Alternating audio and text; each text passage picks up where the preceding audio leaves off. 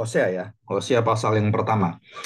Nah, hari ini kita akan berkonsentrasi kepada satu permasalahan ya, yaitu mengapa Tuhan meminta Hosea mengawini Gomer, seorang perempuan sundal itu ya. Gomer itu artinya adalah kelengkapan, ya arti dilengkapi sampai lengkap. Jadi Gomer ini melambangkan satu gambaran bagaimana kondisi manusia yang terpuruk di dalam dosanya dan tidak bisa kembali karena dia seorang perempuan sundal. Yang disebut sundal itu adalah perempuan yang bukan cuman selingkuh ya, bukan cuman mengkhianati suaminya atau pasangannya gitu kan, tetapi ini adalah sesuatu yang berjalan, kemudian dia melakukan itu bukan kepada satu pria terus dia seneng gitu, terus kemudian dia seneng lagi yang lain gitu. Nah, dia disebut sebagai sundal adalah dia tidak pernah menyenangi satu orang, tapi dia ingin memuaskan dirinya. Nah, itu sundal. Jadi sundal itu ketamakan dalam hal relasi laki dan perempuan itu menjadi satu gambaran bahwa dia sudah tidak lagi peduli dengan yang dinamakan kekudusan, dinamakan dengan keadilan Tuhan, dinamakan dengan etika, nilai moral. Dia nggak peduli. Jadi pokoknya dia mau menyenangi siapa, dia suka siapa. Nah, itu dia berikan itu dengan tujuan apa? Dengan tujuan mendapatkan imbalan, mendapatkan ya tanda petik perhatian gitu kan, mendapatkan uang, mendapatkan mungkin juga seperti orang itu kekayaan gitu kan. Nah, itu bisa. Jadi itu disebut sebagai gomer. Jadi gomer itu menunjukkan satu dosa yang negatif ini ya, yang di sisi gelapnya adalah betapa sempurnanya kamu melakukan dosa itu sehingga kamu tidak bisa kembali. Ada orang yang mengangkat kamu dari seorang sundal pelacur itu dikawini, tetap melacur lagi. Dan bukan bukan ini ya, bukan berkhianat, tapi itu melacur, melacur lagi. Kemudian melacur lagi, melacur lagi. Sampai 3 kali, menunjukkan angka 3 kali, termasuk diberi tanda dengan anak dari Hosea dan Gomer. Itu 3 anaknya. Nah, minggu depan kita bahas ini, tentang arti anak ini. Nah, hari ini kita bahas tentang Gomer. Nanti kalau sedikit, kalau bisa, tentang arti ketidaksetiaan orang Israel digambarkan dengan bentuk puisi. Nah, itu bagus sekali, Sarah. Ya, kitab Hosea. Jadi Gomer itu adalah sempurna di dalam seluruh kehidupan kegelapannya dan kemudian dia harus ditolong dengan kasih setia Tuhan yang sempurna, jauh melebihi daripada tanda petik kesempurnaan dosa orang itu. Ya, itu jauh di atas mereka gitu ya. Dan kita tahu bahwa apa yang terjadi dengan diri Gomer ini.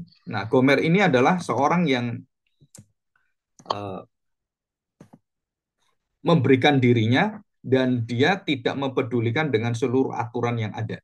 Nah, ini gambaran dari bangsa Israel. Yang pertama, yang kedua adalah menunjukkan yang negatif kegelapan, yang terangnya adalah bahwa kasih setia Tuhan itu sebejat-bejatnya kamu dengan satu kondisi yang Tuhan menyatakan tentang janji setianya, itu pasti bisa diangkat Tuhan. Ini janjinya ya. Jadi walaupun kamu nanti dihajar Tuhan, dibuang 70 tahun, Tuhan tetap akan memenuhi janjinya dengan caranya, bukan dengan caramu.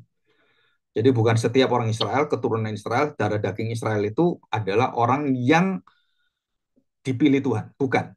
Pilihan Tuhan itu berdasarkan perjanjiannya. Jadi bukan berdasarkan keturunan Abraham atau keturunan Yakub, keturunan bangsa Israel itu pasti diselamatkan Tuhan. Nah, banyak orang gereja-gereja itu yang memikirkan bahwa orang Israel itu pasti dipilih Tuhan. Itu bangsa pilihan atau dihubungkan dengan angka 144.000 orang. Nah, itu bukan seperti itu ya.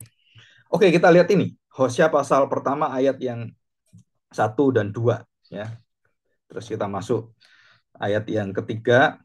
Demikian bunyi firman Tuhan ya. Berfirmanlah Tuhan kepada Hosea ya. Firman Tuhan yang datang kepada Hosea bin Beeri ya, pada zaman Uzia, Yotam, Ahaz dan Hizkia, raja-raja Yehuda, dan pada zaman Yerobeam bin Yoas, raja Israel. Ya, nanti kita akan belajar ada 4 silsilah raja itu yang dihapus oleh Tuhan dari keturunan orang Israel. Padahal raja ini orang Israel, tapi dibuang, dibinasakan Tuhan. Ya, dari Atalia, kemudian Ahasia, terus Yoas, kemudian Amazia. Nah, itu 4 keturunan yang dibuang Tuhan. Nah, nanti kita akan pelajari. Itu kira-kira seperti itu. Nah, saudara, dikatakan ketika Tuhan berbicara kepada Hosea, dijelaskan Hosea itu adalah anak dari Beeri pada zaman Usia, Yotam, Ahaz, dan Hizkia, raja-raja Yehuda. Jadi dia berada pada rentan waktu sekitar tahun-tahun sekitar 700-an, ya 700 600 gitu. Nah, dikatakan di sini bahwa Yerobeam bin Yoas raja Israel. Jadi Yerobeam yang kedua, ini Yerobeam yang kedua. Rehabiam dan Yerobeam, ini generasi yang kedua. Yoas raja Israel. Ketika Tuhan mulai berbicara dengan perantaran Hosea, berfirmanlah ia kepada Hosea, pergilah, kawinilah, dikatakan kawinilah seorang perempuan sundal. Yang pertama. Yang kedua, dan diperintahkan oleh Tuhan, peranakanlah. Jadi dari wanita sundal ini, kamu harus punya anak.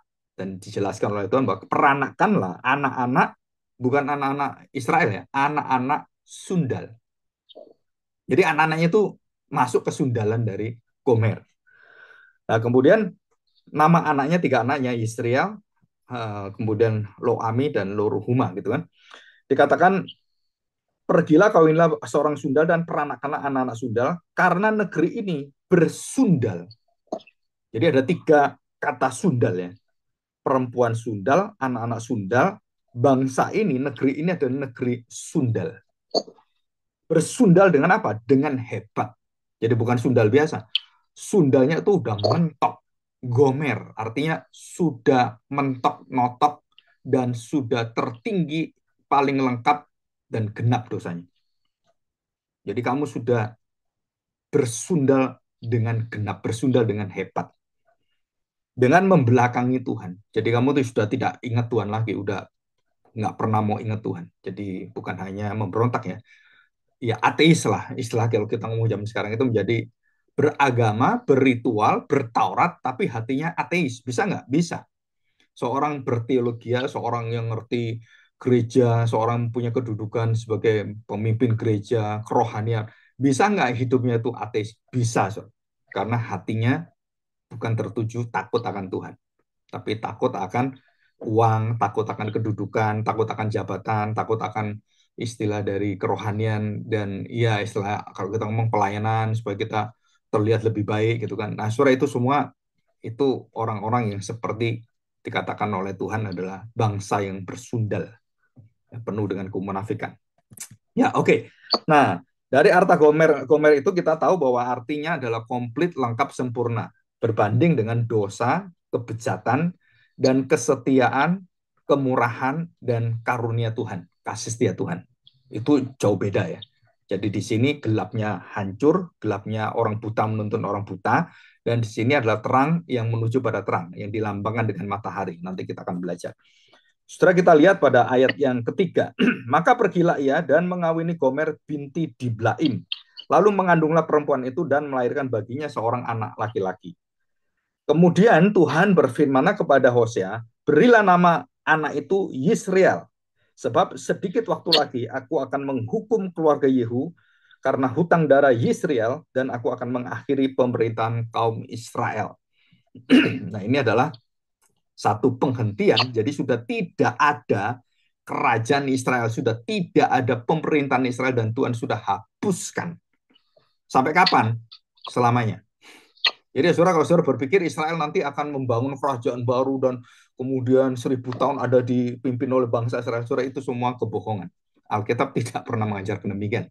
Jadi kerajaan 1000 tahun itu yang memimpin bangsa Israel. Saudara, itu jelas dikatakan di sini, Tuhan mengatakan mengakhiri seluruh pemerintahan kaum Israel.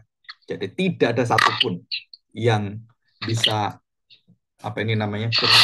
Ini sorry, ini ada suara yang ganggu ya di HP ya. Tolong dimatiin. Suara kresek-kresek itu. Keras sekali itu. Ya. Oke. Nah, Saudara, kita lihat sekarang ini. Jadi Hosea itu bergandengan dengan 2 nabi yang lain. Jadi ada 12 nabi itu ya. Nah, 12 nabi itu dibagi menjadi 4, ya, sama dengan bangsa Israel sebagai 4. Jadi Kalau kita lihat di pemerintahan Israel, kerajaan Israel itu kalau di padang gurun kan tiga suku, empat arah angin kan. Nah ini juga sama. Nabi-nabi juga sama. Jadi Hosea itu bergandengan dengan Amos, bergandengan dengan Mika.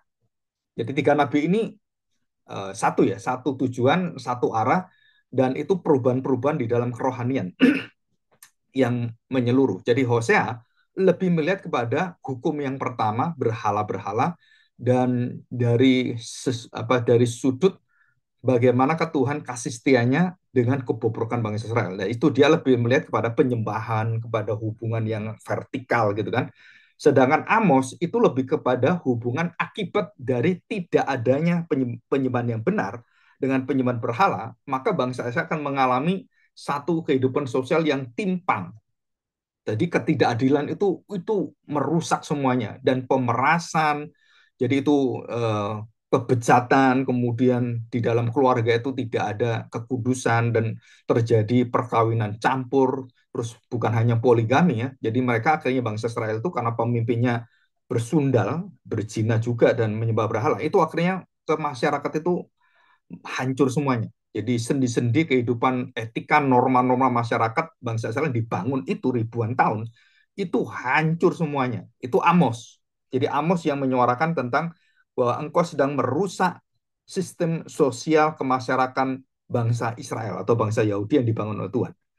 Nah, setelah itu kemudian Mika. Nah, Mika ini adalah menyoroti bagaimana Tuhan akan memelihara satu keturunan yang akan tetap Tuhan pakai. Ya, jadi bukan semua keturunan, tapi ada bagian keturunan tertentu yang akhirnya dipelihara Tuhan, dan orang-orang yang sisa ini itu orang-orang yang menjagai seluruh kesucian kemurnian bangsa Israel. Nah, Mika melihat bahwa ada jaminan dari Tuhan bahwa kamu tetap akan menjadi diserupakan dengan Allah melalui keturunan yang dipelihara. Nah, Mika menceritakan ini. Jadi ujungnya adalah Tuhan memberikan pengharapan, pertobatan, perubahan hati, termasuk perjanjian baru, kemudian memberikan juru selamat dan Mesias. Nah, itu Mika. Karena di dalam Mika inilah kita lihat ada nubuat tentang lahirnya Kristus. Kitab Mika ya. Oke, saya tidak bahas kitab Mika, tapi kita bahas tentang Amos. Kita akan melihat pada pasal yang ke-6. Kita lihat pasal 6. Ya. Pasal 6 ayat 1 sampai dengan ayat yang keempat. Ya. Kita lihat ini. Ya. Hosea pasal 6 ayat 1 sampai dengan ayat yang keempat. Mari kita akan berbalik kepada Tuhan sebab Dialah yang telah menerkam dan yang akan menyembuhkan kita. Jadi dia menerkam dan akan menyembuhkan kita. Ya, dikatakan di sini. Oke. Nah, setelah saya bacakan selanjutnya, yang akan memukul dan akan membalut kita. Jadi Tuhan itu menghajar supaya kita bertobat, dan ketika kita sudah bertobat dan kita kembali pada Tuhan, Tuhan kemudian memulihkan kita, membalut dan menyembuhkan kita. Jadi siapa yang memukul, siapa yang menerkam, siapa yang menghajar kita? Tuhan sendiri. Ya, karena dia menjagai dengan kekudusannya, dengan keadilannya, janji seluruh daripada apa yang sudah dia jaminkan pada kita, apa yang sudah Tuhan janjikan pada kita. Ya, ini perjanjiannya. Dan dikatakan di sini ayat kedua, ia akan menghidupkan kita sesudah 2 hari. Pada hari yang ketiga, ia akan membangkitkan kita dan kita akan hidup di hadapannya. Ya, pada hari yang ketiga, dia akan bangkit. Ya, pada hari yang ketiga, dia akan bangkit. Nah, 2 hari dalam kematian itu, dia akan menghidupkan kita. Jadi, saudara, ini satu urutannya. Jadi, menerkam, menyembuhkan, memukul, membalut kita. Dan kalau sampai kamu mati, sudah 2 hari, sudah busuk, Tuhan membangkitkan kita. Ini melambangkan akan Kristus. Ayat yang ketiga, marilah kita mengenal dan berusaha sungguh-sungguh mengenal Tuhan. Jadi kuncinya adalah mengenal akan Adonai, mengenal akan Tuhan, mengenal akan Yahweh.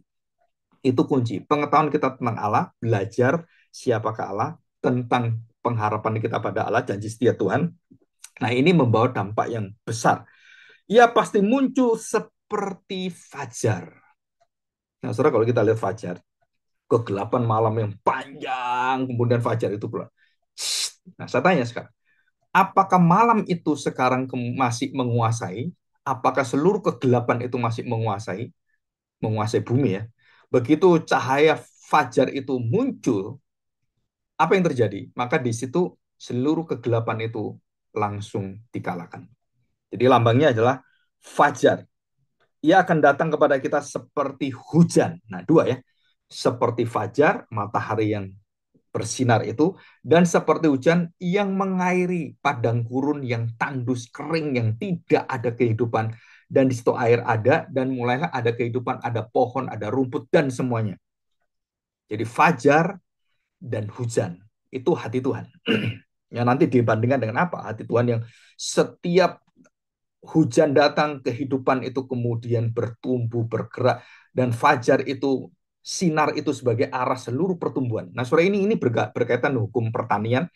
Jadi fajar matahari itu di mana pohon-pohon itu bertumbuhnya itu ke matahari, ke sinar. Ya, jadi air itu yang menghidupkan pohon itu kemudian kemana dia hidup? Menuju kepada matahari. Jadi air itu merupakan dasar dari segala hidup firman Tuhan, dasar hidup kita. Dan kita akan dibawa ke dalam sinar terang matahari itu untuk terus kita berpaling pada dia. Jadi antara hujan di bawah meresap ke bumi dan kemudian dari bumi bertumbuh orang-orang yang dihidupkan Tuhan, yang dipukul kemudian dibalut oleh Tuhan dan dia bertumbuh melihat pada matahari dan menjadi hidup yang baru, hidup yang kekal gitu kan. Nah, kita lihat ini jadi gambarannya ya. Jadi kita lihat ada gambaran yang sangat luar biasa, unik dan sangat puitis ya. Dan ayat keempat, apakah yang akan kulakukan kepadamu, hai Efraim? Nah, saudara ini Efraim ini adalah bangsa yang tanda petik yang kurang, ya. Efraim dan Manas itu ya, yang kurang dilihat dan menjadi bangsa yang diingatkan pada kita, bangsa yang banyak pemberontakannya. Apakah yang kulakukan kepadamu, hai Yehuda? Kasih setiamu seperti kabut pagi dan seperti embun yang hilang pagi-pagi benar. Jadi Gomer merupakan ketidaksetiaan yang sempurna, ketidaksetiaan yang lengkap. Nah, ketidaksetiaan itu dilambangkan dengan apa? Dilambangkan dengan embun pagi atau kabut pagi. Nah, saudara kalau setiap pagi saya jalan ke Tegalega gitu kan, itu pagi-pagi jam setengah 6 menuju jam 6, itu kabutnya itu sangat pekat gitu ya. Kalau apalagi musim dingin yang bulan minggu lalu gitu. Wah, itu kelihatan semua. Tetapi begitu matahari terbit, sinar itu datang, itu sangat cepat hilang semua, nggak berbekas. Pss, nggak berbekas. Ya, jadi beda dengan hujan, beda dengan matahari kan. Jadi matahari fajar itu dengan hujan beda. Nah, di sini dilambangkan embun pagi dan kabut. Ada hanya sebentar, hanya sekejap. Dan barulah dia kemudian hilang. Kemana? Udah, nggak ada. Dan tidak berbekas. Tidak berbekas. Ya. Nah, saudara perhatikan kalau air hujan itu kan kita lihat, oh ini airnya, oh ini sungainya ada kan. Tapi kalau ini, kabut ini melingkupi seluruhnya seolah-olah itu waktu luar biasa pekerjaan ritual bangsa Israel itu indah sekali, luar biasa. Tetapi tidak ada nilainya. Yang seperti Paulus katakan, yang membuat kita bernilai itu kan kasih Allah. Kamu badanmu, hidupmu, berbahasa roh, melakukan mujizat, bahkan tubuhmu dibakar. Sia-sia. Kenapa? Itu seperti embun pagi yang luar biasa menyeluruh dan mengagumkan karena dilihat mata seolah-olah bahwa seluruhnya itu penuh dengan pelayanan, penuh dengan kebaikan, tetapi hanya sebentar. Pss, terus apa? Kebusukannya keluar semua. Ya, penuh dengan pertikan, pertengkaran, cabik mencabik, gigit menggigit, iri hati, dendam. Wah, itu semua di situ. Nah, itu terjadi di gereja Korintus ya. Nah, saudara, saya akan lanjutkan ayat yang kelima. Sebab itu aku telah meremukkan mereka dengan perantara nabi-nabi, aku telah membunuh mereka dengan perkataan mulutku dan hukumku keluar seperti terang. Ya, tadi kan kabut dengan embun kan. Sebab aku menyukai kasih setia dan bukan korban sembelihan. Dan aku menyukai pengenalan akan Allah terhadap diriku lebih daripada korban-korban bakaran. Jadi inti dari ibadah itu apa?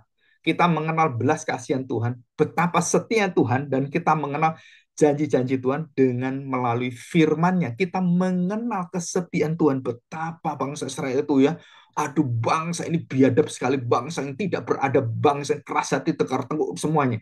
Dan kita melihat betapa sabarnya Tuhan, betapa setianya Tuhan, bagaimana dia dihajar, diremukkan, dipukul, dan Tuhan balut, Tuhan kembalikan. Saudara, itu bagi kita satu jaminan bahwa jika hidup kita berjalan dalam kegelapan, dalam kejatuhan kita, saudara, Tuhan menjanjikan apa? Menjanjikan kesetiaan, menjanjikan pertobatan, menjanjikan pemulihan, memberikan pengharapan. Dan itu semua Tuhan kasih kepada kita. Jadi jangan kita merasakan kalau kita sudah jatuh atau kita atau lihat orang lain, wah udah nggak ada harapan gitu. Nah, saudara, bagi Tuhan nggak ada yang tidak ada harapan. Bagi Tuhan kalau sudah berjanji tidak ada harapan. Selalu ada harapan dan pasti ada harapan. Nah itu perjanjian dia. Jadi kita mengenal ini ya. Nah, kita akan selidiki sekarang. Perhatikan. Ilustrasi embun dibandingkan dengan fajar, embun dibandingkan dengan matahari, terus kemudian eh, tadi kabut ya, atau asap cerobong. Nah, ini ada satu lagi, saya bacakan. Mungkin kita bisa belajar. Yang ketiga, coba kita lihat ya. Ilustrasi ketiga. Hosea 13 ayat yang ketiga. Sebab itu mereka akan seperti kabut pagi atau seperti embun yang hilang pagi-pagi benar, seperti debu jerami diterbangkan badai dari tempat pengiripan, atau seperti asap cerobong. Jadi seperti asap sekam. Jadi yang ketiga itu ilustrasinya adalah seperti asap atau sekam yang ditiupkan angin dari tingkap kemudian keluar dan hilang. Jadi saudara ada ilustrasi yang sangat bagus, gambaran adalah kasih setia kita. Setiap orang, mau Daud, mau Salomo, mau Abraham, mau Nuh, mau Ayub, mau siapapun, saudara, saudara tahu perkataan Tuhan ini. Apa dikatakan? Bahwa kesetiaanmu itu seperti embun, seperti kabut, seperti asap di cerobong. Saudara, ini bukan sesuatu yang, oh ini kan bangsa Israel, Pan. Oh itu kan mereka itu yang keterlaluan. Bukan, saudara. Ini adalah hati kita. Bukan hatinya bangsa Israel. Bangsa Israel itu cuma gambaran yang Tuhan berikan pada kita. Ini loh wajahmu, ini loh dirimu, ini loh identitasmu, jati dirimu, yaitu. Kamu pikir kamu lebih baik dari bangsa Israel? No, saudara. Kita manusia sama. Kesetiaan kita itu, aduh kalau diuji, itu seperti embun, saudara. Coba kita lihat kesetiaan kita. Ya, jangan diukur dengan apa ya yang disebut sebagai kesempurnaan. Itu kan nggak ada. Tapi kita setia.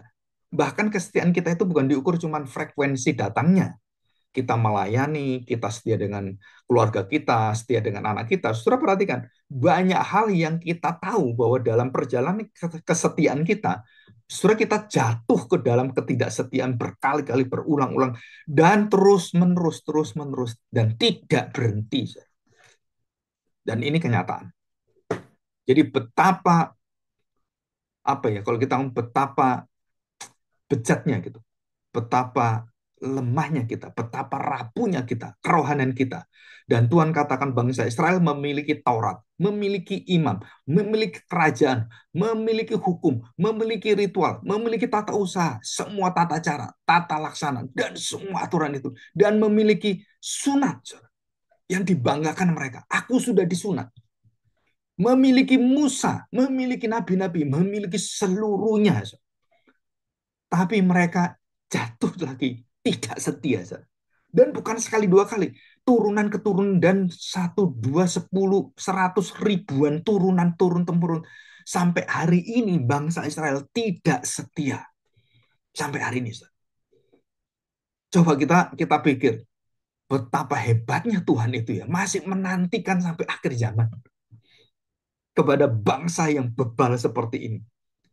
Maka Tuhan menjanjikan apa? Aku akan memberikan kamu hati yang baru. Ini kuncinya, Sir.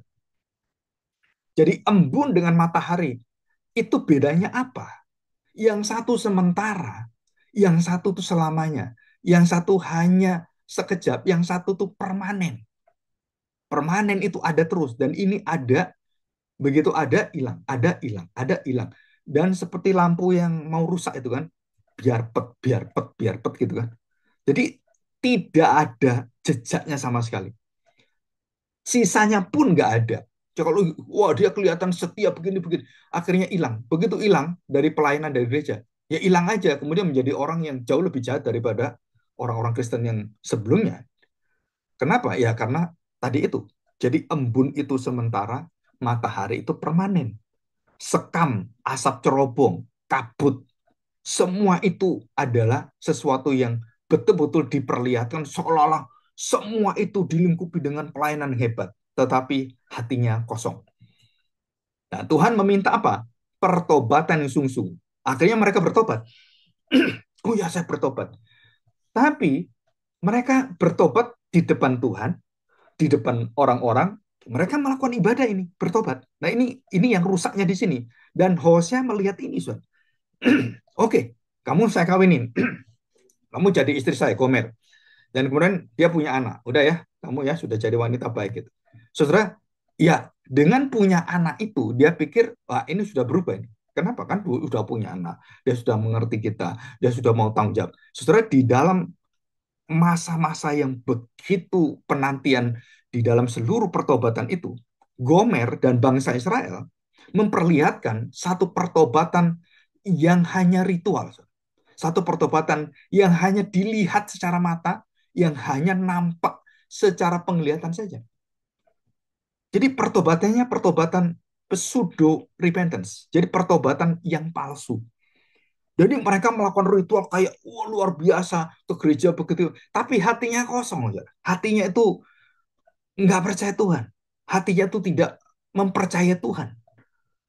Dia meragukan, penuh dengan kekhawatiran, pikirannya kemana-mana. Jadi waktu ibadah, pikirannya tuh pikiran utang, pikiran ini, pikiran anak, pikiran. Jadi nggak pernah bisa, apa ya, kalau orang fokus untuk menyembah, menyanyi bagi Tuhan, itu nggak ada. Saudara-saudara sedang melakukan pertobatan palsu, ritual palsu. Dan itu dibenci oleh Tuhan. Bagaimana pertobatan sejati? Saudara seperti yang sering saya pakai ilustrasinya. Seorang pemungut cukai yang merasakan betapa tidak layaknya dia menghadap Tuhan. Jadi setiap minggu itu saudara harus merasakan, aduh, bisa ibadah ini sesuatu yang luar biasa. Saya bisa datang ini, aduh Tuhan, luar biasa. Nah, saudara, kalau saudara tidak merasakan betapa besarnya anugerah Tuhan, saudara menunjukkan bahwa saudara tidak ada pertobatan. Rasa bersyukur itu berasal dari pertobatan yang sungguh-sungguh. Hasilnya, puncaknya, buah yang paling matang itu adalah rasa bersyukur. Jadi berasal dari mana? Dari akar pertobatan. Jadi orang bisa bersyukur, puncak kerohanian tertinggi itu adalah ucapan syukur dalam segala perkara, dalam segala hal, kondisi keadaan engkau tetap bersyukur. Surah itu adalah yang menyenangkan hati Tuhan. Dan bangsa Israel seolah-olah seperti itu. Wah, dia menyenangkan badan. Enggak. Setelah dia melakukan ritual gitu kan, selesai, wah ibadah selesai. Setelah itu apa? Dia nyembah Allah lain. Dia menyembah berhala lain. Di rumahnya ada berhala, dia nyembah berhala gitu. Jadi ini Tuhan disembah, iya disembah. Ini berhala juga disembah. Oh, marahlah Tuhan. Dikatakan kamu perempuan sundal. Namanya sundal apa? Saudara, saya punya istri, saya punya anak, saya punya suami. Saya masih melihat orang lain, suami orang lain. Saya mengini suami orang lain. Dan saya berzina dengan wanita atau pria lain atau istri suami orang lain atau yang lain gitu kan. Dan saya melakukan itu. Dan istri saya nggak tahu, suami saya nggak tahu. Apa yang terjadi? Bagimu, wah di depan istrimu, aduh ini suami yang setia. Oh ini istri yang setia. Nah taunya di belakang dia berzina. Dan bukan hanya dengan satu pria, dengan berbagai macam pria dan wanita. Dan kita nggak tahu, kita taunya, oh dia setia. Jadi bangsa Israel melihatnya, oh ini imam-imam luar biasa. Wah ini para ahli Taurat luar biasa. Padahal hidup mereka bobroknya luar biasa.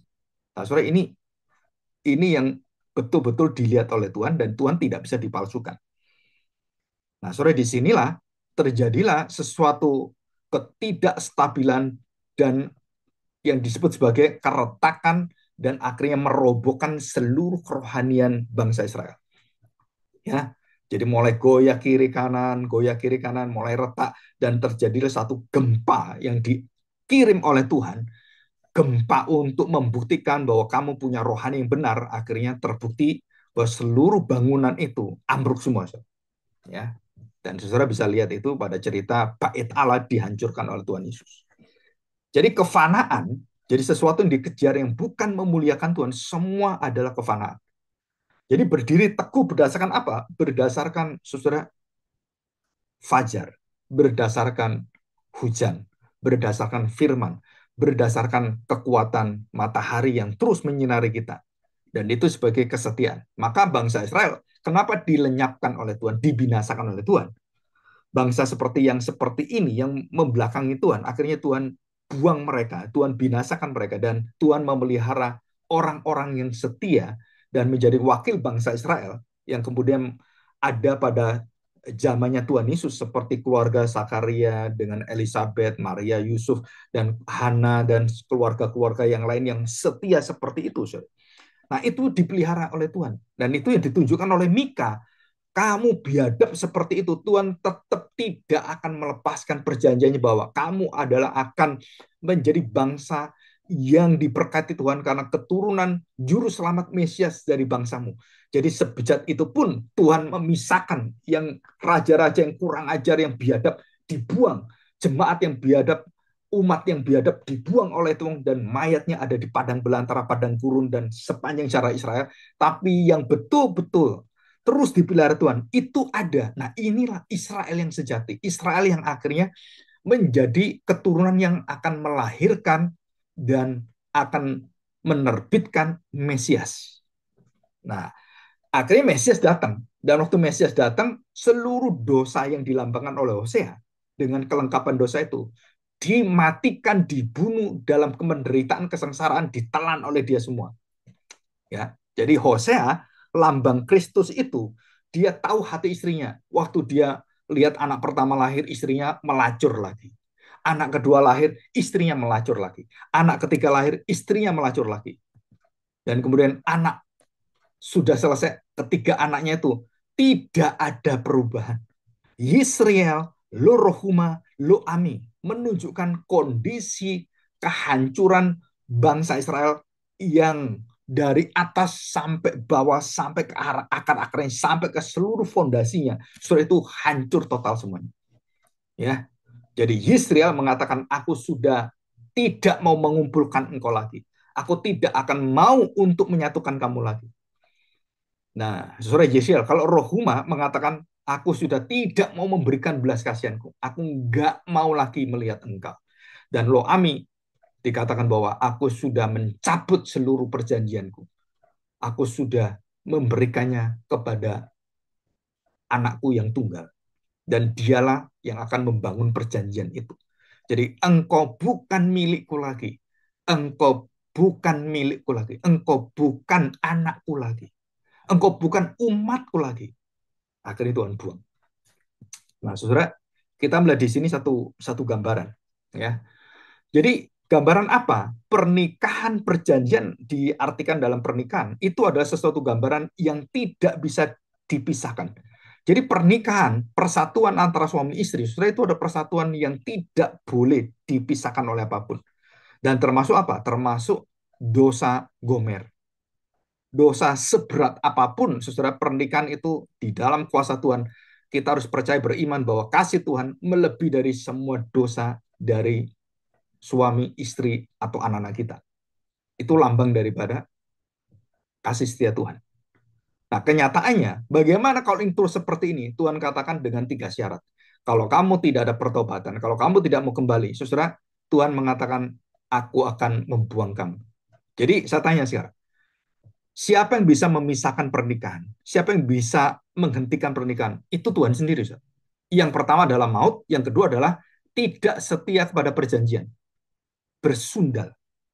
Dan Tuhan memberikan kesempatan hati untuk berbalik, tidak mau. Maka saudara, itu yang memisahkan.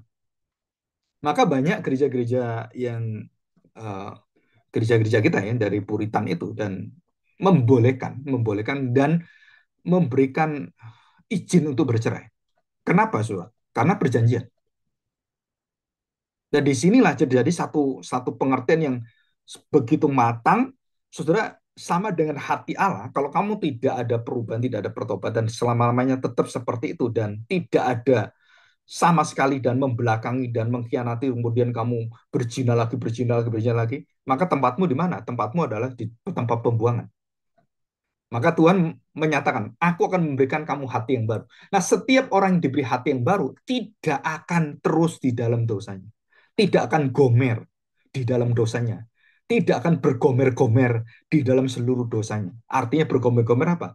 Terus berkanjang dalam dosa dan sempurna di dalam dosa, lengkap dalam dosa, dan ujungnya adalah maut.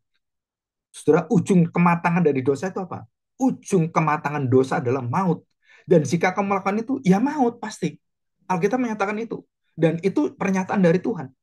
Jadi apa yang bisa memisahkan kita dari pernikahan adalah maut. Kenapa ada maut? Karena dosamu matang.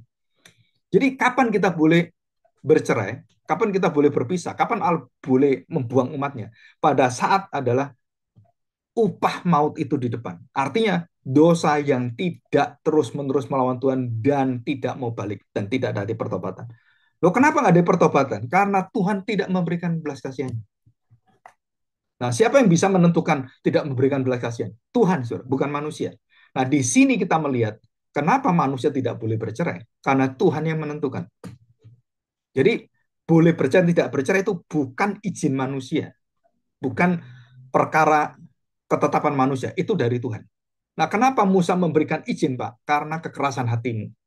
Karena kamu tidak bisa diatur. Akhirnya secara sosial, mau tidak mau, Musa memberikan izin itu. Nah, Gomer di sini melambangkan apa? Bahwa sedalam-dalamnya engkau jatuh dalam dosa, Tuhan bisa mengangkat setinggi-tingginya kamu, dimuliakan. Itu istilah Gomer. Ya. Jadi dalam Hosea dikatakan itu satu hiperbola ya, bersundal dengan hebat, keterlaluan kalau orang ngomong ya. Atau kita lebih dalam lagi, aduh ini sudah kebangetan. Dan Tuhan mengatakan dalam Hosea pasal 1 ayat 2 dan 3, aku mendakwa ibumu. Aku ibumu bukan istriku. Aku bukan suaminya. Itu Hosea mengatakan kalimat dari Tuhan seperti ini. Jadi Hosea mewakili Tuhan mendakwa ibumu. Ibumu itu tak cintai, bersundal-bersundal terus. Ini loh macamnya ibumu. Dia bukan istriku lagi. Aku bukan suaminya. Dan Tuhan akan memberikan satu penghajaran supaya bangsa ini berbalik, dibuang oleh Tuhan. Dengan apa? Dengan harapan bangsa ini akan mengingat perjanjian Tuhan. Dan waktu mereka menderita hampir 400 tahun ya di zamannya Israel apa Mesir itu, mereka kemudian berpikir, mereka ingat janji Tuhan. Oh, Tuhan kan janji gitu. Aduh, kami menderita Tuhan sudah ratusan tahun. Aduh, kita sudah bekerja mati-matian dan kita banyak mati keturunan kita. Seperti zamannya Hitler, mereka kemudian dibunuh secara massal, genosid ya. Jutaan orang Yahudi ditembak, dimasukkan gas chamber. Itu sangat bencinya Hitler sebagai bangsa Arya, bangsa yang paling hebat dengan bangsa Israel yang dipimpin Tuhan. Wah, dia benci, dia bunuh semua orang Israel. Nggak peduli anak kecil, bayi, bunuh semuanya. Nah, saudara kita lihat, kenapa itu diizinkan Tuhan kepada bangsa Israel? Saudara, supaya bangsa Israel mencari Allah kembali. Waktu bangsa Israel mencari Allah kembali, mereka merdeka 1948, bangsa Israel merdeka, mereka lupa Tuhan lagi. Mereka ya menjadi bangsa yang sombong lagi. Seperti yang terjadi peperangan dengan bangsa-bangsa dunia Arab itu kan, bangsa Israel itu wah menjadi sombong, dia merasa paling hebat, punya kuasa. Kalau kamu tak hajar kamu, saudara, itu bukan hati Tuhan. Saudara harus tahu, peperangan itu Tuhan mengatakan jangan membalas caci maki dengan caci maki. Jangan membalas dendam dengan dendam. Dan Tuhan yang membalas, bukan kamu. Nah, Netanyahu menyatakan dirinya sebagai Allah. Aku habisi kamu. Aku gilas kamu. Nah, saudara, dia harus tahu bahwa dia bukan hidup percaya pada Kristus. Dia adalah menjadi orang-orang yang melawan Kristus. Kebijakan-kebijakannya itu menyengsarakan banyak orang, termasuk bangsa Israel sendiri. Itu nanti ke depan lebih besar lagi. Ya, oke. Yang terakhir kita lihat. Saudara perhatikan. Jadi di sini kita lihat bahwa Hosea memberikan perbandingan. Ya, perbandingan apa? Saudara, Hosea memberikan perbandingan tentang ukuran kesetiaan Tuhan dan kesetiaan orang percaya. Ya, oke, kita lihat di sini. Ya, perhatikan, saudara. Perbandingannya apa? Hosea pasal 4 ayat yang ke-12. Saya akan bacakan ini ayat terakhir. Umatku bertanya kepada pohonnya dan tongkatnya akan memberitahu kepadanya. Sebab roh perzinahan menyesatkan mereka dan mereka berzina meninggalkan Allah mereka. Nah, Saudara katakan apa? Dikatakan pohonnya dan tongkatnya. Umatku bertanya kepada pohonnya dan tongkatnya memberitahu kepadanya. Sebab roh perzinahan menyesatkan. Saudara perhatikan, ini adalah lambang dari berhala-berhala yang menjadi andalan mereka, yang berhala itu mati menjadi Allah mereka, yang mati dihidupkan dan kemudian dijadikan Allah, disembah oleh mereka dan diminta harapannya di apa ya, istilahnya dijadikan raja, dijadikan tuan, dijadikan orang-orang yang betul-betul orang-orang Israel itu mengharapkan pada patung-patung ini. Apa kenyataannya? Saudara, mereka bisu, mereka nggak bisa apa-apa. Sedangkan Tuhan yang melihat itu, yang hidup, yang harusnya mereka mati, itu malah enggak. Mereka malah meninggalkan Tuhan. Setelah kita lihat di sini. Jadi yang mati dihidupkan, dijadikan Allah. Yang menjadi Allah dimatikan, kemudian di dalam kemanusiaannya itu dibinasakan. Setelah ini perlawanan ya, perlawanan tentang bagaimana ketidaksetiaan Tuhan, ketidaksetiaan bangsa Israel dengan kesetiaan Tuhan dibandingkan, saudara. Yang ini adalah mematikan keilahian, mematikan penyembahan Allah dan diganti berhala. Yang di sini berhala ini dimatikan Tuhan, diganti oleh Dia. Itu kesetiaan Tuhan. Jadi kamu menyembah berhala sebobrok-bobroknya. Kalau kamu ingat padaku, aku memberikan hati belas kasihan, kamu pasti akan menghancurkan berhala. Jadi raja-raja yang sadar mereka menyembah berhala, seluruh berhala itu, zamannya raja-raja itu kan, dihancurkan semua, berhala apapun, baik itu kayu dibakar, batu dihancurkan, dan diganti kemudian kepada tabut perjanjian, melihat pada Mesias. Saudara, di sini kita belajar bagaimanakah seluruh hidup Hosea dasar disiplin daripada Tuhan. Yang pertama adalah, saudara, Tuhan memberikan bahwa Tuhan ada Tuhan yang setia. Kesetiaan Tuhan, kasih setia Tuhan, atau belas kasihan, kemurahan Tuhan, itu selalu berbanding dengan ukuran dari kekudusan Tuhan. Jadi kalau itu tidak kudus, kamu terus berkanjang dalam dosa dan terus-menerus seperti dosa murtad, dosa menghujat Roh Kudus, dosa menista Tuhan, saudara, itu akan diberikan murkanya. Ujungnya murka. Tapi kalau kamu kembali pada titik ujung kamu bertobat seperti anak terhilang, seperti penjahat, seperti siapapun, berbalik, maka Tuhan katakan, kasih setiaku cukup untuk menarik engkau di dunia yang paling dalam, paling gelap pun aku tarik engkau. Yang kedua, saudara, Tuhan memberikan janji ini bukan hanya Dia melepaskan kita dari dosa, tapi Dia menyertai kita, memulihkan kita, menyegarkan kita, menumbuhkan kita untuk berjalan dalam jalan masa-masa bersama dengan Tuhan, dan kita kemudian dipulihkan dan kita kemudian menjadi terang bagi bangsa lain. Jadi dasar disiplin Tuhan adalah kasih setianya. Allah adalah kasih. Nah, di dalam kasih itu, Tuhan selalu berbanding dengan kekudusannya, keadilannya, kebenarannya, kesetiaannya. Kemudian apa? Merestorasi kita. Bukan cuma langkah di depan, bukan hanya pertobatan, tetapi dia juga menyertai kita. Aku tidak meninggalkan engkau. Aku akan menyertai engkau. Aku akan mengirim Roh Kudus tinggal dalam hatimu. Jadi setiap orang Kristen tidak akan menjadi Gomer lagi. Setiap orang Kristen akan selalu menjadi Hosea. Nah, itu artinya, saudara. Apa arti menjadi Gomer? Apa menjadi Hosea? Artinya apa sebenarnya? Gomer dan Hosea. Jadi orang Kristen semua akan dijadikan oleh Allah seperti Hosea dan meninggalkan kegomeran kita, meninggalkan kekerasan, meninggalkan kekakuan, meninggalkan kedinginan, meninggalkan akan kebekuan hati kita yang membaja itu, yang tegar tengkuk itu. Kemudian memiliki hati seperti Hosea, yang lembut, penuh dengan kasih setia. Jadi berhosealah, jangan bergomer. Berhosealah, jangan menyukai hati bergomer. Kenapa, saudara? Karena itu kematian. Ya, kita bersyukur kita bisa belajar hari ini apa maksud daripada gomer. Komplit dalam ketidaksetiaan, seperti embun, seperti kabut, seperti cerobong asap. Tapi kita memiliki hati seperti Hosea, yang seperti fajar matahari, seperti matahari, seperti hujan, yang menumbuhkan, yang membangun, yang menguatkan, yang membawa kita semua mengagumi Tuhan.